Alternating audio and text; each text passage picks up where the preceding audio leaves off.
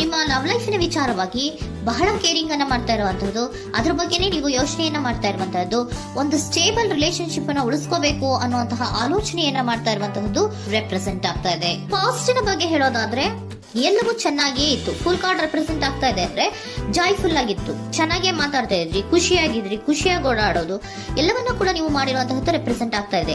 ಆದ್ರೆ ನೀವು ಯಾವಾಗ ಸೀರಿಯಸ್ ಆಗಿ ಕಮಿಟ್ಮೆಂಟ್ ಅನ್ನ ಕೇಳೋದಕ್ಕೆ ಶುರು ಮಾಡ್ತಿರೋ, ಅಥವಾ ನೀವ್ ಯಾವಾಗ ಸ್ವಲ್ಪ ಚೇಂಜಸ್ ಗಳನ್ನ ಮಾಡ್ಕೋ ಅಂತ ಹೇಳೋದಕ್ಕೆ ಶುರು ಮಾಡ್ತಿರೋ, ಅಥವಾ ನೀವು ಸ್ಪಷ್ಟವಾಗಿ ನಿಮ್ಮ ಲವ್ ಲೈಫಿನ ವಿಚಾರವಾಗಿ ಹೀಗೆ ಇರ್ಬೇಕು ಅಂತ ಯಾವಾಗ ಒಂದು ಗಡಿಗಳನ್ನ ಹಾಕೋಕೆ ಶುರು ಮಾಡ್ತಿರೋ, ಆಗ ನಿಮ್ಮ ಲವ್ ಲೈಫಿನ ವಿಚಾರದಲ್ಲಿ ಫೀಲಿಂಗ್ಗಳು ಲೆಫ್ಟ್ ಔಟ್ ಆಗುವಂತ ಸಾಧ್ಯತೆಗಳು ಇದ್ದಿರುವಂತಹದ್ದು ನಿಮ್ಮ ಪಾಸ್ಟಿನಲ್ಲಿ ರೆಪ್ರೆಸೆಂಟ್ ಆಗ್ತದೆ.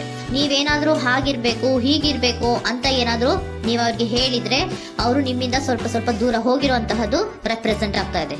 ಯಾಕಂದ್ರೆ ನೀವು ಖುಷಿಯಾಗಿರ್ಬೇಕು, ಸಂತೋಷವಾಗಿರ್ಬೇಕು ಅಷ್ಟನ್ನ ಮಾತ್ರನೇ ಅವರು ಎಕ್ಸ್ಪೆಕ್ಟ್ ಅನ್ನ ಮಾಡುವಂತಹದ್ದು.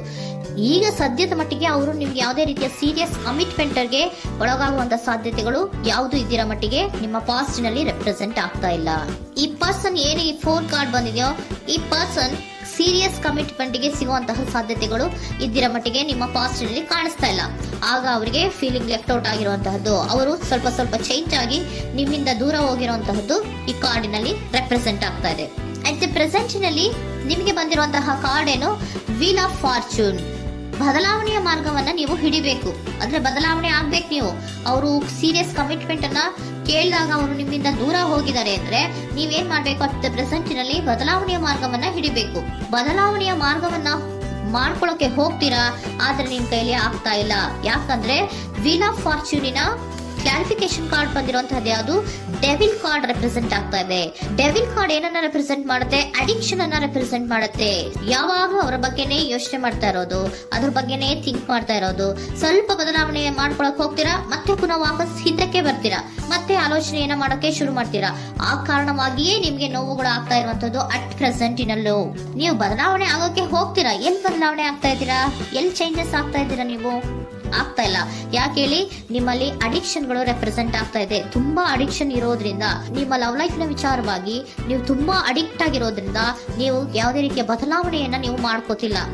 ನಿಮ್ಮ ಲವ್ ಲೈಫ್ ನ ವಿಚಾರವಾಗಿ ನೀವು ಬದಲಾವಣೆಯನ್ನೇ ಮಾಡ್ಕೋತಾ ಇಲ್ಲ. ಅವ್ರು ಕಮಿಟ್ಮೆಂಟ್ ಕೊಟ್ಟಿಲ್ಲ, ಅವ್ರು ಹೋದ್ರು ಅಂದ್ಮೇಲೆ ನೀವು ಮುಂದೆ ಬರ್ಬೇಕು, ನಿಮ್ಮ ಜೀವನದಲ್ಲಿ ನೀವು ಮುಂದೆ ಮುಂದೆ ಬರ್ಬೇಕು. ಸೊ ನೀವು ಮುಂದೆ ಬರಕ್ ಹೋಗ್ತೀರಾ, ಆದ್ರೆ ಅಲ್ಲೇ ಸ್ಟ್ರಕ್ ಆಗ್ತಾ ಇರುವಂತಹದ್ದು ರೆಪ್ರೆಸೆಂಟ್ ಆಗ್ತಾ ಇದೆ.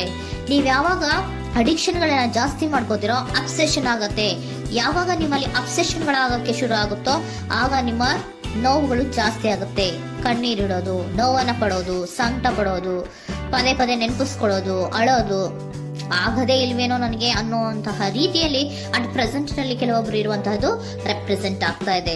ನೆಕ್ಸ್ಟ್ ಕಾರ್ಡ್ ಬಂದಿರುವಂತಹದ್ದು ಯಾವುದು, ಕ್ವೀನ್ ಆಫ್ ಪೆಂಟಿಕಲ್ಸ್ ಬಂದಿದೆ. ಸೊ ಕ್ವೀನ್ ಆಫ್ ಪೆಂಟಿಕಲ್ ಏನನ್ನ ರೆಪ್ರೆಸೆಂಟ್ ಮಾಡುತ್ತೆ, ನಿಮ್ಮನ್ನ ನೀವು ಗಮನವನ್ನ ಕೊಡಬೇಕು, ನಿಮ್ಮ ಕಡೆಗೆ ನೀವು ಹೆಚ್ಚು ಗಮನವನ್ನ ಕೊಡಬೇಕು. ಅವ್ರು ನಿಮ್ಗೆ ಸೀರಿಯಸ್ ಕಮಿಟ್ಮೆಂಟ್ ಕೊಡ್ಲಿಲ್ಲ, ಫೀಲಿಂಗ್ ಲೆಫ್ಟ್ ಔಟ್ ಆಯ್ತು, ಅವರು ದೂರ ಆಯ್ತು, ಹೋದ್ರು ಅಲ್ವಾ. ಸೊ ನೀವೇನ್ ಮಾಡ್ಬೇಕು, ನೀವು ನಿಮ್ ಕಡೆಗೆ ಗಮನವನ್ನ ಕೊಡಬೇಕು. ವೀಲ್ ಆಫ್ ಫಾರ್ಚೂನ್ ಅಂದ್ರೆ ಏನು, ನೀವು ಬದಲಾವಣೆಯ ಮಾರ್ಗವನ್ನ ಹಿಡಿಬೇಕು. ಬದಲಾವಣೆಯ ಮಾರ್ಗವನ್ನ ಮಾಡ್ಕೊಳ್ಳೋದಕ್ಕೆ ಹೋದ್ರೂ ಕೂಡ ಮತ್ತೆ ವಾಪಸ್ ಹಿಂದೆ ಬರೋದು, ಮತ್ತೆ ಅಡಿಕ್ಷನ್ ಆಗೋದು, ಮತ್ತೆ ನೆನಪಿಸ್ಕೊಳ್ಳುವಂತಹದ್ದು, ಮತ್ತೆ ನೋವನ್ನ ಪಡುವಂತಹದ್ದು ನಿಮ್ಮಲ್ಲಿ ರೆಪ್ರೆಸೆಂಟ್ ಆಗ್ತಾ ಇದೆ. ನೀವು ಈ ಅಡಿಕ್ಷನ್ ಗಳಿಂದ ನೀವು ಆಚೆ ಬರಬೇಕು ಅಂದ್ರೆ ನಿಮ್ಮನ್ನ ನೀವು ಬ್ಯುಸಿಯಾಗಿ ಇಟ್ಕೋಬೇಕು. ಟೈಮ್ ಇದ್ರೂ ಕೂಡ ಮತ್ತೆ ಪುನಃ ಹಿಂದೆ ಬಂದು ನೀವು ಆಲೋಚನೆ ಮಾಡುವಂತಹ ಸಾಧ್ಯತೆಗಳು ಇದೆ. ಅದಕ್ಕೆ ನೀವು ಅಟ್ ಪ್ರೆಸೆಂಟ್ ನಲ್ಲಿ ನೀವು ಆ ಫೀಲಿಂಗ್ ಇಂದ, ಈ ನೋವಿನಿಂದ ನೀವು ಆಚೆ ಬರ್ಬೇಕಂದ್ರೆ ನೀವೇನ್ ಮಾಡ್ಬೇಕು, ಸ್ವಲ್ಪ ಏನಾದ್ರೂ ಬ್ಯುಸಿ ಆಗ್ಬೇಕು, ಕೆಲಸಗಳನ್ನ ಮಾಡೋದಕ್ಕೆ ಶುರು ಮಾಡ್ಬೇಕು.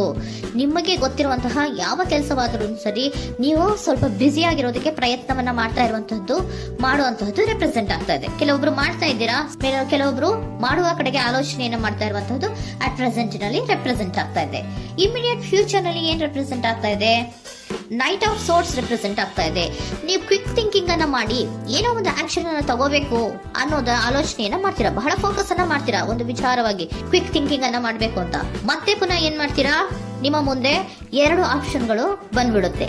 ಯಾವ್ದು ಮಾಡ್ಲಿ, ಹೇಗ್ ಮಾಡ್ಲಿ, ಏನ್ ನನ್ನ ಕೈಲಿ ಆಗ್ತಾ ಇಲ್ವಲ್ಲ ಮರೆಯೋದಕ್ಕೆ, ಮುಂದೆ ಹೋಗೋಣ ಅಂತೀನಿ, ಮತ್ತೆ ಏನಿದು ಕನ್ಫ್ಯೂಷನ್ ಅಂತ ಮತ್ತೆ ಕನ್ಫ್ಯೂಷನ್ ಅಲ್ಲಿ ಇರುವಂತಹದ್ದು ಇಮಿಡಿಯೇಟ್ ಫ್ಯೂಚರ್ ನಲ್ಲಿ ರೆಪ್ರೆಸೆಂಟ್ ಆಗ್ತಾ ಇದೆ. ನೀವೇನ್ ಮಾಡ್ಬೇಕು, ಈ 2 ಆಯ್ಕೆಗಳಲ್ಲಿ ನಿಮಗೆ ಯಾವ ಆಯ್ಕೆ ಬೇಕು ಅನ್ನೋದನ್ನ ಫಸ್ಟ್ ಆಲೋಚನೆಯನ್ನ ಮಾಡಿ ನಂತರ ನಿರ್ಧಾರವನ್ನ ಮಾಡಬೇಕಾಗುತ್ತೆ.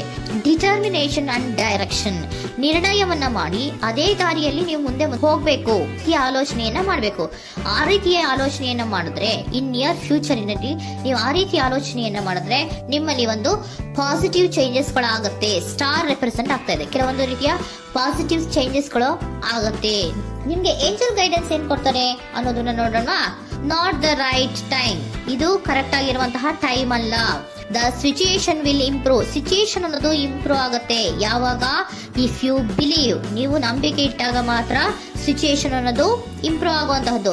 ಏನೀಗ ಬೇಜಾರಿನಿಂದ ಇದ್ದೀರಲ್ಲ, ಈ ನೋವು ಯಾವಾಗಲೂ ಶಾಶ್ವತವಾಗಿ ಇರುವಂತಹದ್ದು ಅಲ್ಲ. ನಾಟ್ ದ ರೈಟ್ ಟೈಮ್, ಇದು ಕರೆಕ್ಟ್ ಆಗಿ ಇರುವಂತಹ ಸಮಯ ಅಲ್ಲ. ಸ್ವಲ್ಪ ವೇಟ್ ಮಾಡು, ನೀವು ಚೇಂಜಸ್ ಮಾಡ್ಕೊಳ್ಳೋ ಕಡೆಗೆ ಹೆಚ್ಚು ಗಮನವನ್ನ ಕೊಡು, ಅಲ್ಲಿ ಚೇಂಜಸ್ ಆಗತ್ತೆ ಅನ್ನೋದನ್ನ ಏಂಜಲ್ ಗೈಡೆನ್ಸ್ ನಿಮ್ಗೆ ಕೊಡ್ತಾ ಇದ್ದಾರೆ. Surrender your full power.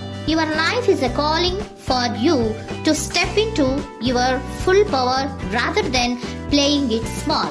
ನೀವು ಧೈರ್ಯವಾಗಿ ಒಂದು ಹೆಜ್ಜೆಯನ್ನ ಮುಂದಕ್ಕೆ ಇಡಬೇಕು. ಸೊ ಮುಂದೆ ಹೋಗುವಂತಹ ಆಲೋಚನೆಯನ್ನ ಮಾಡಬೇಕು. ಪವರ್ ಇಂದ, ನಿಮ್ಮಲ್ಲಿರುವಂತಹ ಪವರ್ ಅನ್ನ ಯೂಸ್ ಮಾಡ್ಕೊಳ್ಳಿ. ಯಾಕೆ ನನ್ನಲ್ಲಿ ಏನು ಇಲ್ಲ, ನನ್ನ ಕೈಲಿ ಏನೂ ಆಗಲ್ಲ ಅಂತ ಯಾಕೆ ಕೂತಿದ್ದೀರಾ? ನೀವು ಏನ್ ಮಾಡ್ಬೇಕು, ಬಹಳ ಧೈರ್ಯದಿಂದ ಮುಂದಕ್ಕೆ ಹೋಗಿ ಅನ್ನೋದನ್ನ ನಿಮ್ಗೆ ಸರೆಂಡರ್ ಕಾರ್ಡ್ಗಳು ಕೂಡ ಹೇಳ್ತಾ ಇದ್ದಾರೆ.